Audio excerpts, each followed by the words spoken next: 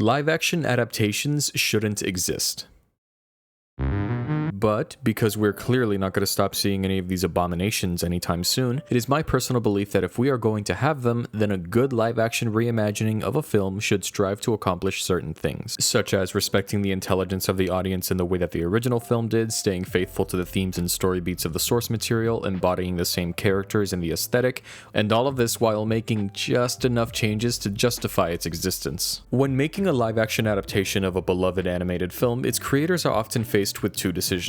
The first one, and the one that's unfortunately way too common, is the changing of several key elements of the original film, whether it be some scenes, certain lines of dialogue, characters, or in some cases, entire plot points. There are examples of this all over the place now, such as Jumba being the new antagonist for the live-action Lilo and Stitch, or Scar's iconic Be Prepared musical number being reduced to slam poetry in the more realistically animated Lion King, which I will never forgive them for. It's my favorite villain song, and they reduced it to the single worst medium of storytelling of all time, except for like maybe interpretive dance. While they can work well in some cases, these changes run the very high risk of completely contradicting the themes or message of the original film, which, as we've established, would make it a bad adaptation. The second option they're faced with is to remain as faithful to the source material as possible. From scene composition, line delivery, even the movements of some characters, I'm talking a one-to-one recreation of the original movie. But then this begs the question, if the live-action version is just going to be a complete carbon copy of the animated one, why even bother making it? Well, see, that's a stupid question because the answer is obviously just money, cashing in on the nostalgia of audiences who wish to see their favorite films recreated. That's literally it. There's no other reason for these films to exist beyond that, and it's the reason that we live in a world where people, including myself,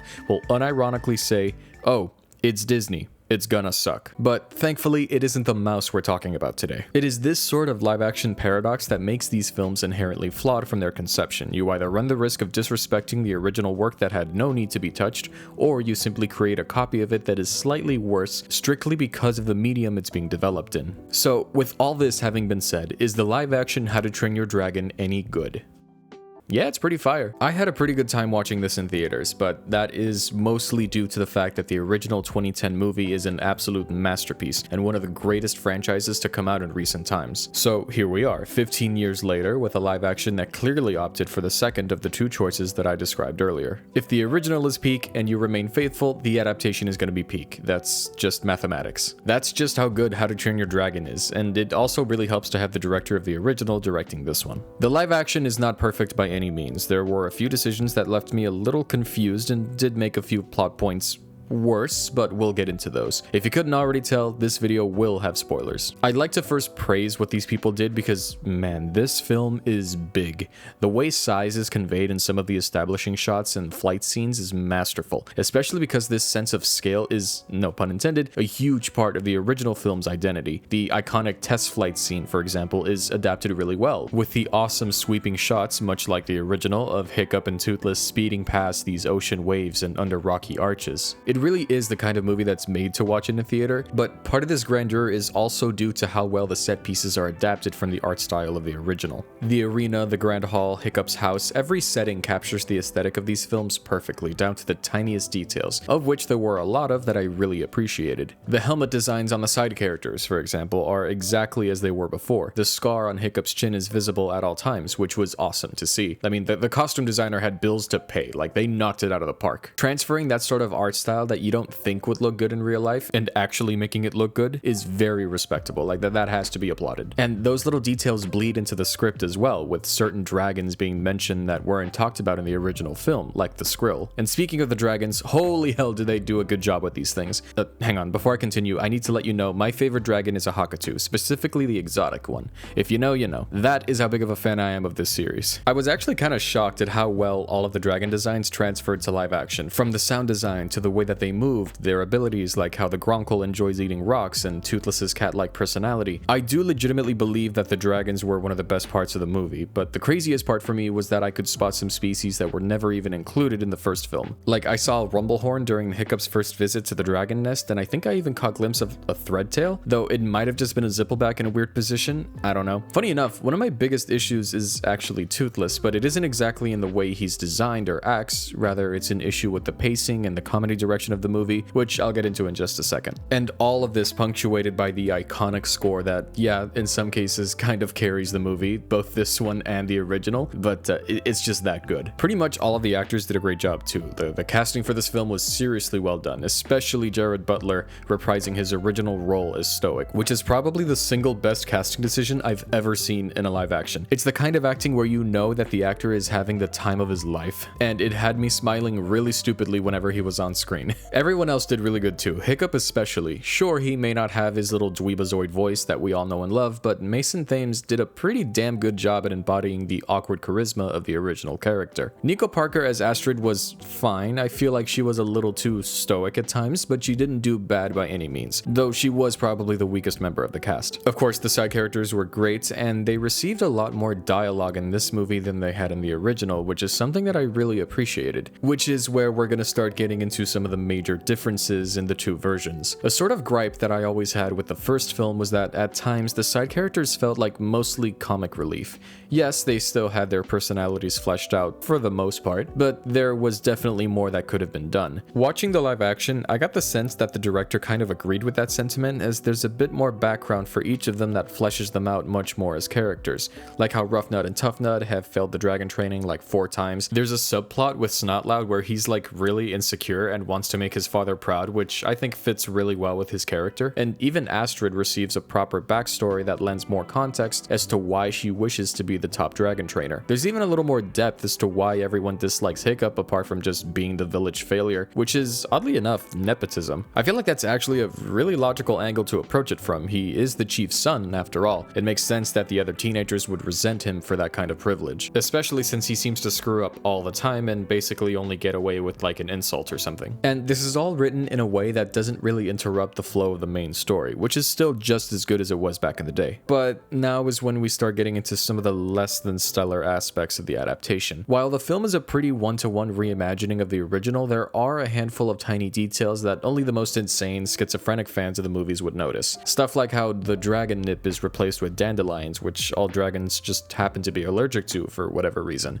Hiccup doesn't faint after untying Toothless and instead just kind of lies there for a little bit. Gobber doesn't say his iconic "trolls exist" line. You know, just little stuff like that. Which, by the way, I don't think it's like a deal breaker or anything, just things I noticed. However, there are moments where some questionable decisions are indeed made. One of the starkest to me being the complete omission of the scene immediately after the test flight, where Toothless, Hiccup, and the Terrible Terrors are all sitting around eating fish on some island somewhere. While in a vacuum, this isn't as much of a problem, it's when you combine it with the fact that there are a handful of other scenes with the two that are either removed entirely or somewhat sped through, making Toothless and Hiccup's development feel a little more rushed and more of an expectation rather than something that's worked towards. Which I find to be a little weird considering the movie has a longer runtime than the OG, as they added in some extra scenes for world building purposes. Now, while those scenes aren't exactly bad, if anything I think that they're actually pretty good, it's clear to me that they were put in place at the cost of a few other moments from the original that ultimately did not work out in the film's favor. Also, the writing just isn't as funny or punchy in some places. It has some nice bits, sure, some funny ad-libs, but the slapstick and comedic timing compared to the original is absolutely off. Which is a shame, because the first movie is still hilarious to this day. We're dead. Whoa, whoa, whoa, whoa, where do you think you're going? But this is partly due to the medium that it's presented in. Animated jokes very rarely ever translate well into live action because physics is a thing that needs to be accounted for, and a lot of those jokes would require the characters to move in ways that would not look right. This makes some of the training scenes lack the snarky punch they had in the original. Like, I'm not gonna lie, that first training scene with the Gronkle, I was a little scared, I was a little worried, but thankfully we got better. But it isn't really a surprise to me. I kind of already expected it to happen from watching the trailers anyway. I personally feel that animation is the superior medium of entertainment. It allows for things that wouldn't be possible or just wouldn't look as good in a live action setting, and that's part of what holds the movie back in my opinion. As a result, there are some jokes that are rewritten or just straight up removed. I also suspect that this may have been done for the sake of maturity, as live action adaptations kind of come with the expectation that because it's not a cartoon anymore, then it needs to be more quote-unquote adult, because that's exactly what the children's movie about multicultural Vikings riding around on fictional dragons needs, I guess. And if that really is the case, then I find that a little weird considering the first film already had a darker style of humor that I personally felt was mature enough on its own. If anything, that kind of crass humor is sort of like a trademark of DreamWorks animation studios, as they can be a lot meaner than Disney. But there are lots of examples of this throughout the movie that kind of irked me at times, most notably what I mentioned earlier about the way that they handled Toothless's physical comedy, or the lack thereof. Despite his special effects and animation being pretty good, there were small movements that were skipped out on that I felt added a lot of personality to him in the original. The way his wings sank as he realized that he had a second fin on his tail, the way that he snorted at Astrid and then kind of stood up and walked away on two legs when Astrid found out about their secret. Little stuff like that, which once again in a vacuum isn't as important, but when you start compounding them all together, it kind of takes away from his goofy personality and as a result leaves him feeling a little bit more hollow. Even in the face of all this, I still think the live action did a good job of capturing the magic and essence of the original film, even if it's far from perfect in some aspects. I'd go as far as to say that we most likely received the absolute best live action remake of How to Train Your Dragon that we could have asked for, even if it ultimately doesn't add much to what we already had. Is it better than the original? Not by a long shot, but it does at least try to address some of the shortcomings, and I can respect it for that. You can tell that despite mostly being a cash grab manufactured to capitalize off people's nostalgia, yes, I can acknowledge that, it was made by people who do care and have some connection to the franchise. It really shines through at times in the genuinely good cinematography and an understanding of what makes How to Train Your Dragon so special. But therein lies my dilemma. Even if it is a good film, I don't want to support this kind of stuff. It's very obvious in this day and age that quality animated projects can be made in a way that can capture the masses. The Wild Robot and Puss in Boots: The Last Wish, which are both also from DreamWorks, are two of the best pieces of animation that I've seen in recent times, with budgets that were nearly as expensive as any of these live actions. And I'm not even accounting for marketing costs with all the brand deals and commercials that they produce for every single one of these films. Like I said at the beginning of the video, the only reason this remaster, because that's basically what it is How to Train Your Dragon Remastered, is any good is strictly because of the fact that the original was great. And it isn't like we live in a world where the original is inaccessible either. I have it on DVD and pretty much anybody could watch it on Amazon for like $3.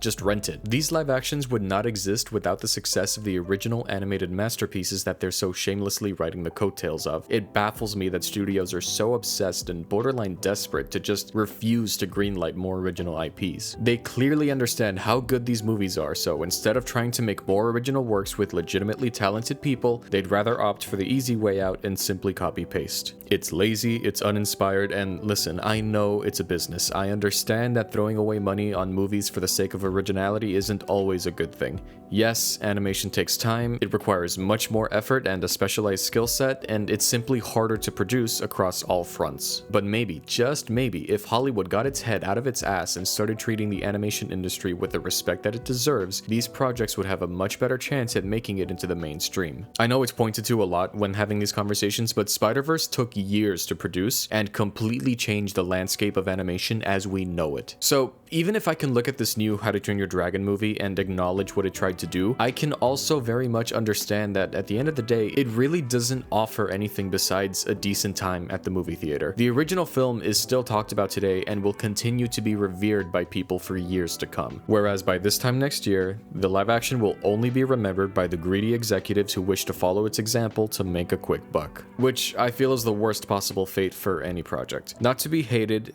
but instead to just be forgotten. What a shame.